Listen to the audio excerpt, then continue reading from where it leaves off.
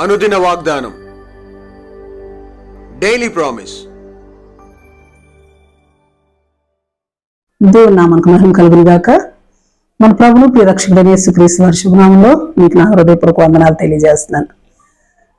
ఈ దినం దేవుని వాక్కు ఉత్తమమైన దాన్ని అనుగ్రహించును. కీర్తన 85:12. యెహోవా ఉత్తమమైన దాన్ని అనుగ్రహించును. ఆమేన్. Praise lord. కీర్తన 25:8. యెహోవా ఉత్తముడును యథార్థవంతుడై ఉన్నాడు. అందువలన ద్వితీయోపదేశకాండం 6:19. నీవు యెహోవా దృష్టికి యథార్థమైనది ఉత్తమమైనది చేయవలెను. కీర్తన 63:3. యెహోవా కృప జీవము కంటే ఉత్తమం.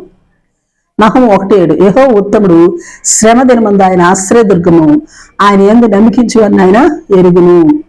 రోమ 7:12. దేవుని ధర్మశాస్త్రము, దేవుని ఆజ్ఞ పరిశుద్ధమైనది, నీతి గలది, మరి ముఖ్యంగా ఉత్తమమైనది. అలాగే కీర్తన 69:16. యెహోవా తన కృప ఉత్తమత్వం బట్టి మనకు ఉత్తరం ఇచ్చేవాడు. అందుకే కీర్తన 34:8. ప్రభువు ఉత్తముడని రుచి చూచి తెలుసుకోవాలి. కీర్తన 54:6. ఆయన నామం ఉత్తమైనది గనుక ఆయన నామం కృతజ్ఞతాస్థుతులు చెల్లించుదాం. కీర్తన 52:9. ఆయన నామం తన భక్తులందరి దృష్టికి ఉత్తమైనదే, అందుకే దాన్ని స్మరించి కనిపెట్టుకుందాం. రోమ 12:2.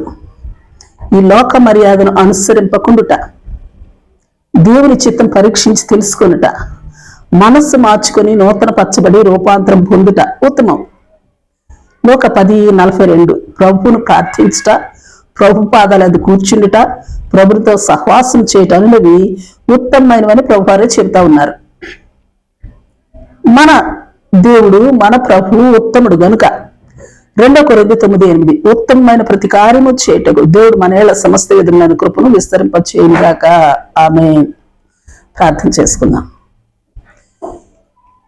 ప్రేమ నమ్మకం కలిగిన మా పరలోకపు తండ్రి, నీ పరిశుద్ధ నామానికి స్తుతులు, స్తోత్రాలు. దేవా, మీరు ఉత్తముడును, మాకు ఉత్తమమైన వాటిని బోధిస్తూ ఉత్తమమైన వాటిని అనుగ్రహిస్తూ ఉండిన దేవుడు నాయన, మేమును ఉత్తమమైన వాటిని ఎంపిక చేసుకుని ఉత్తమమైన వాటిని అనుసరిస్తూ ఉత్తమమైన మీ నామాన్ని స్మరించుకుంటూ మీ కొరకే కనిపెట్టుకుంటూ మిమ్మల్ని ఆశ్రయిస్తూ ఉత్తమమైన మీ నామాన్ని ఎల్లవేళలా కృతజ్ఞతాస్థుతులు మీ నామానికి చెల్లించుకుంటూ ఉత్తమమైన ప్రతి కార్యమును చేయనట్లు మా ఎడల సమస్త విధములైన మీ కృపను విస్తరింప చేయమని ప్రార్థిస్తూ యేసు నామములో అడిగి వేడుకొంచున్నాం తండ్రి.